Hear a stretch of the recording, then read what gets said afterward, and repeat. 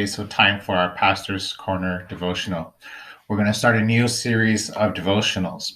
And this series of devotionals is going to look at what it means for us to be citizens of the kingdom of God or citizens of the kingdom of heaven. The reason for this is just simply because you and I are called to live as Christ followers in this world. We're called to live as people who understand that our citizenship is not merely what we have in this world, but also we belong to God's kingdom. And so, what does it mean for us to be citizens of the kingdom? I mean, for me personally, I'm a Canadian citizen, right? I have privileges and benefits, I have responsibilities as a citizen.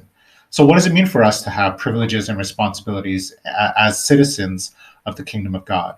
So, we're going to explore this by looking through the beginnings of the Sermon on the Mount. We're going to look at the Beatitudes and look at the various aspects of what we're called to in terms of being citizens of the kingdom. So, here's the first one in Matthew chapter 5, verse 3. Blessed are the poor in spirit, for theirs is the kingdom of heaven. Blessed are the poor in spirit, for theirs is the kingdom of heaven. So one of the first characteristics of being a kingdom person is really to understand that we are to be called poor in spirit. And what does that mean? Now, the idea of poor doesn't always sit well with us. We often think of people who have needs or people who don't have.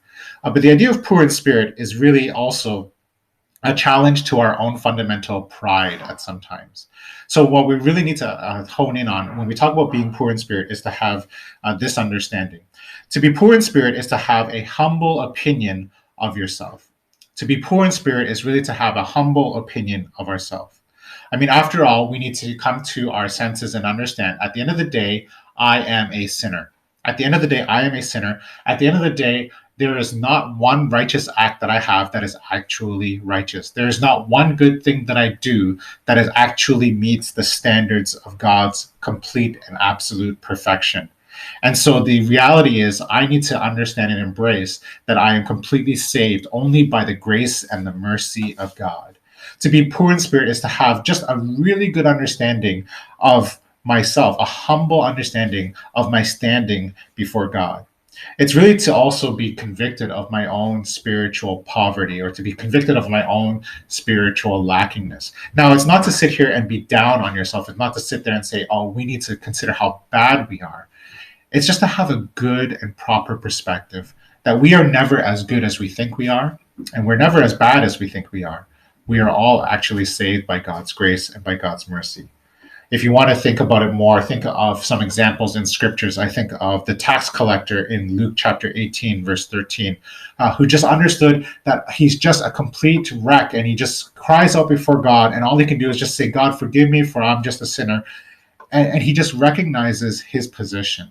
And I think that's what you and I are called to as followers of Christ, that as citizens of the kingdom, just recognize the position we're in. Because oftentimes, sometimes the reality is, as Christians, we become arrogant, we can become puffed up, we can become judgmental, we can become people who think we have it all together.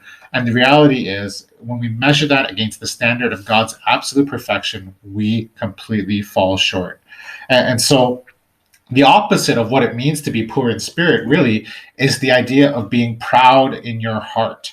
And this is what Jesus was really challenging during this time, was the Pharisees and religious leaders who were just so arrogant and so proud in their heart that they never understood the real and proper standing that they had before God. I mean, they may have been really good and really spiritual in front of people, but they were just as bankrupt as everyone else before a holy and magnificent God. So the first portrait then for us to consider is, what does it mean for us to be poor in spirit? May I encourage you this week to take some time in quiet reflection, take some time to come into the presence of God. And again, recognize we're never as good as we think we are. We're never as bad as we think we are. We're just people who have been saved by grace through faith. The mercy of God has been poured out on us.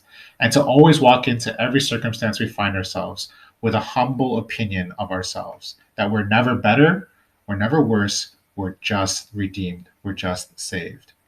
So that's it for me this week on Pastor's Corner. Love and peace. We'll see you again next week.